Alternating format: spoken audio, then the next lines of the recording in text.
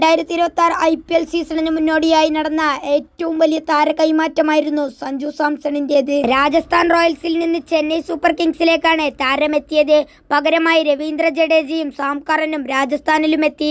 Cricket ലോകത്തിന്റെ ശ്രദ്ധ മാസങ്ങളോളം പിടിച്ചുപറ്റിയ ഈ കൈമാറ്റത്തിന് പിന്നിലെ അറിയാക്കഥകൾ ഇപ്പോൾ വെളിപ്പെടുത്തിയിരിക്കുകയാണ് വെറ്ററൻ ഇന്ത്യൻ താരം ഹനുമ വിഹാരി.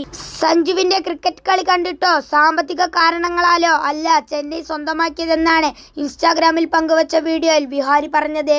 സഞ്ജുവിന്റെ ആരാധക വൃദ്ധമാണ് ചെന്നൈയെ ആകർഷിച്ചതെന്നും അതല്ലാതെ മറ്റെന്തെങ്കിലും കാരണമുണ്ടെന്ന് കരുതാൻ വയ്യെന്നും അദ്ദേഹം കൂട്ടിച്ചേർത്തു. സഞ്ജുവിന് ദക്ഷിണേന്ത്യയിൽ വൻ ആരാധകരാണുള്ളത്.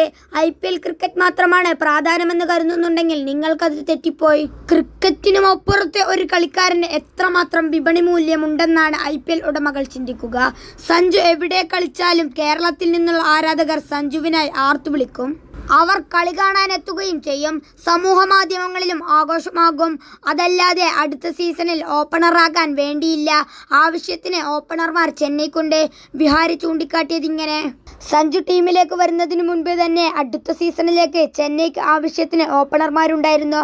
ക്യാപ്റ്റൻ രുതുരാജ് ഗൈക്വാദ്, ആയുഷ് മാത്ര, ഉർവിൽ പട്ടേൽ തുടങ്ങിയവർ ഓപ്പണർമാരായി മികച്ച പ്രകടനം കാഴ്ചവെക്കുന്നവരാണ്.